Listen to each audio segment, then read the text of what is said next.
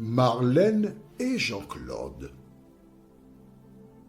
te présentent pour 2026 la série qui s'intitule « Voici, il vient ». Merci pour ta fidélité et que l'Éternel continue de t'éclairer tandis que tu découvres la vérité. Merci de découvrir la vérité. Merci d'accepter la vérité. Aujourd'hui, nous verrons ensemble. Ne trompe pas. Notre référence se trouve au livre de 2 Rois, chapitre 4, les versets 15 et 16. 2 Rois, chapitre 4, les versets 15 et 16. Ne trompe pas. Prions. Notre Seigneur et notre Dieu, merci pour ta présence. Merci pour tes promesses. Merci pour la grâce et le bonheur d'être enfant de Dieu. Alors que nous nous apprêtons à découvrir encore la vérité en ce jour, cet esprit continue de nous éclairer, nous t'en prions, au nom de Jésus et pour ta gloire éternelle. Amen. Que l'Éternel continue de te bénir. Rappelle-toi, pour bien comprendre,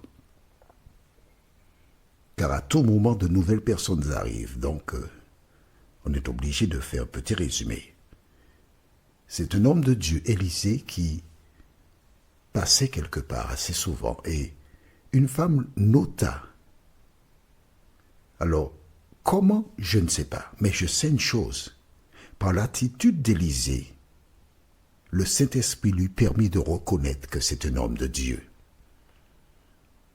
Une lumière. Et elle invita cette lumière à venir chez elle. Et toutes les fois qu'il était dans le secteur, il venait prendre un repas. Le même esprit, Saint-Esprit, l'incita à dire à son époux, faisons une chambre autre, meublée, qui sera réservée spécialement à cet homme de Dieu. Mais quelle idée d'avoir une telle pensée! Rappelle-toi, nous avons vu dans Romains 8, verset 28, « Au reste, frères, nous savons que toute chose concourt au bien de ceux qui aiment Dieu, de ceux qui sont appelés selon son dessein. » Pourquoi cette femme a-t-elle eu cette attitude? Elle ne sait pas encore. Vois-tu, Dieu nous surprend. Toutes les fois que nous nous trouvons dans certaines situations, il sait pourquoi. Et Élisée, dans la pièce, est visité par le Saint-Esprit qui les cite à poser des questions précises. Et il fait appeler cette femme, elle vient, elle lui dit, que puis-je faire pour toi? Parce que je vois que tu as été bonne à notre endroit. Dois-je parler au roi? Donc, Élisée a des entrées au palais, au chef militaire, etc. Elle dit, non, je suis bien, je vis au milieu de mon peuple. Je n'ai besoin de rien. Et elle s'en va. Élisée n'est pas satisfait de sa réponse.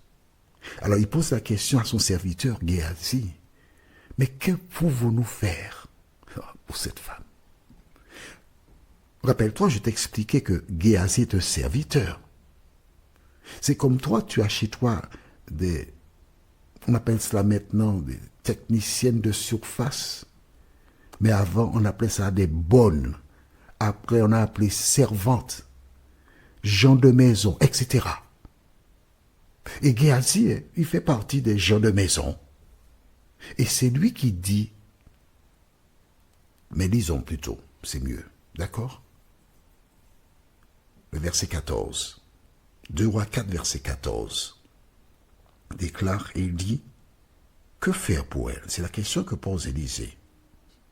Géasi répondit, mais, point d'exclamation, elle n'a point de fils, et son mari est vieux.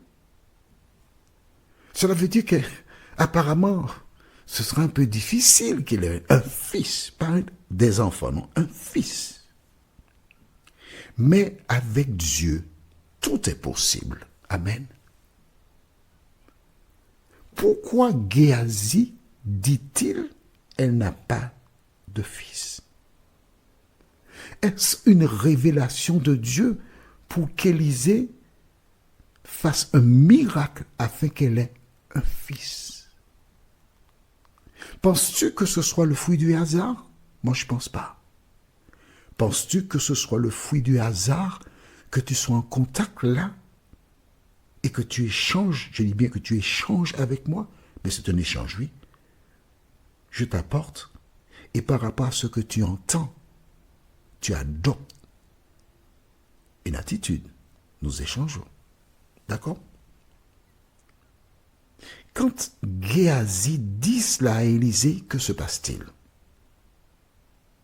Lisons les versets 15 et 16. Et il dit, appelle-la.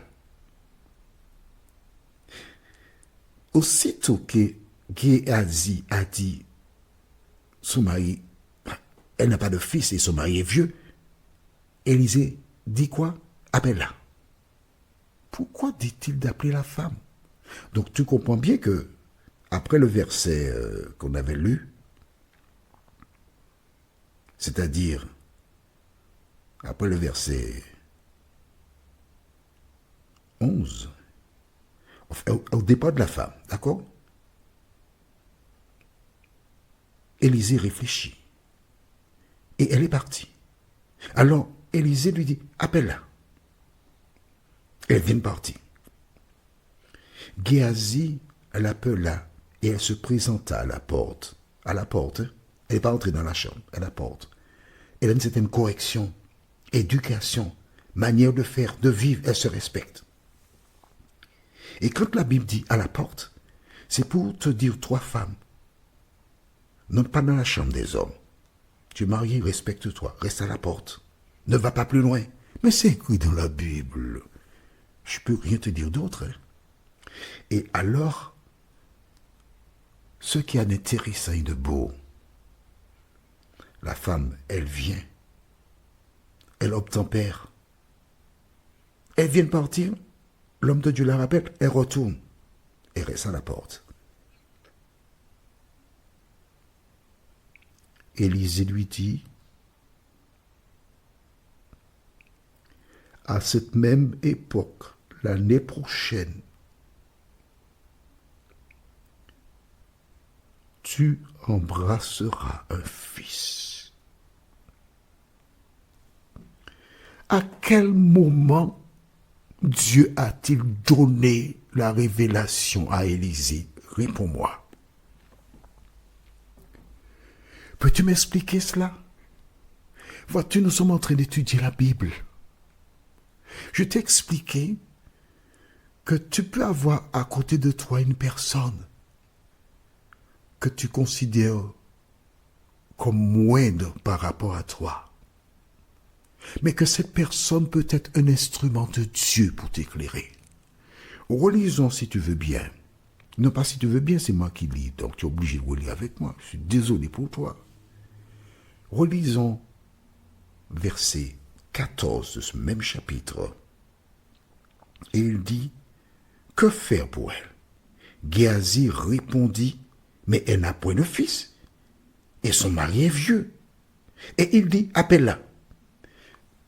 Dès que Géasi a dit, elle n'a point de fils, Élisée a compris que l'Éternel a utilisé Géasi pour lui donner la réponse à la question. Amen. Est-ce que tu as compris cela? Voici comment Dieu fonctionne. Respecte ceux qui travaillent avec toi. Respecte tes voisins. Respecte les gens avec qui tu communiques. Et quand il s'exprime, prends le temps pour écouter, analyser, réfléchir et discerner les messages que Dieu t'envoie. Et c'est à la lumière de ce que dit, tu as vu qu'il a dit, il ne savait pas. Et c'est quand Géasi a dit, elle n'a pas de fils et son mari est vieux, tout de suite, paf, appelle-la. Géasi ne sait pas ce qu'il dirait. Il lui dit, l'année prochaine à pareille heure, tu auras un fils. Essaie d'imaginer cette femme qui, comme beaucoup de petites filles, espèrent fonder un foyer, avoir des enfants, faire ceci, faire cela. Elles aiment tellement ça qu'il y a un jeu qui s'appelle Dinette, jouer à la maman déjà. Et j'ai beaucoup joué à la dinette, surtout que quand on jouait à la dinette, les enfants allaient prendre chez les parents un peu de gâteau, un peu de jus, puis il y avait le baptême des bébés. C'était bien ça. Ah oui, je mangeais bien. Ah oui, avec les baptêmes là, des bébés, c'était au top. Et quand Élisée lui dit, l'année prochaine, à pareille heure, tu embrasseras un fils.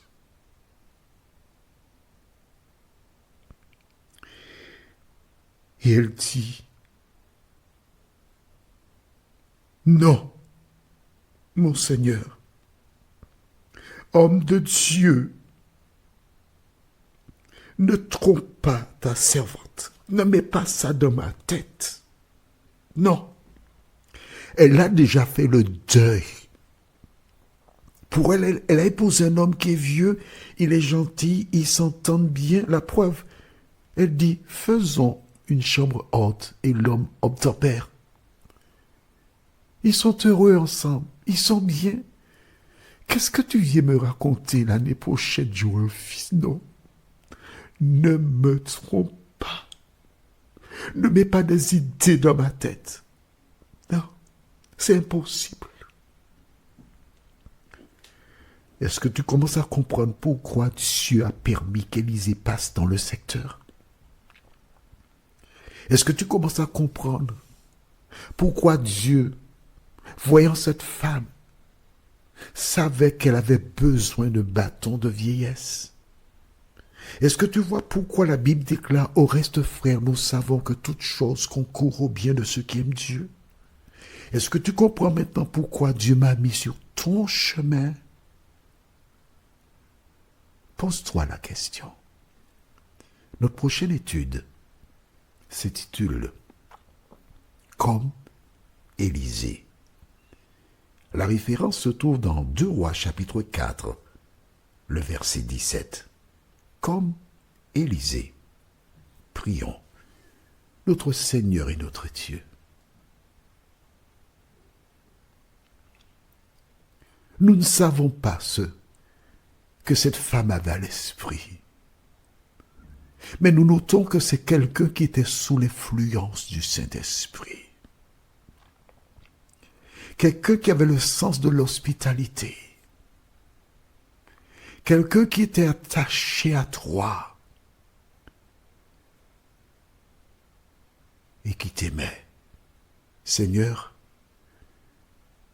parmi ces personnes qui écoutent cette émission, il y a beaucoup de femmes, d'hommes, comme cette femme, qui ont des besoins. Merci de les aider à comprendre que tu sais, tu connais et que tu t'occupes d'elles et d'eux. Merci Seigneur pour la parole. Merci Saint-Esprit de continuer de nous éclairer, nous t'en prions. Au nom de Jésus et pour ta gloire éternelle. Amen. Que l'Éternel continue de te bénir et il me tarde de te retrouver. Nous sommes parvenus au terme de notre réflexion. Si d'aventure tu as une question, il te suffit d'envoyer un message par le biais de WhatsApp au numéro suivant, plus 596 696 88 93 93. Et alors Jean-Claude, moi, je me ferai un réel plaisir de répondre à ta question.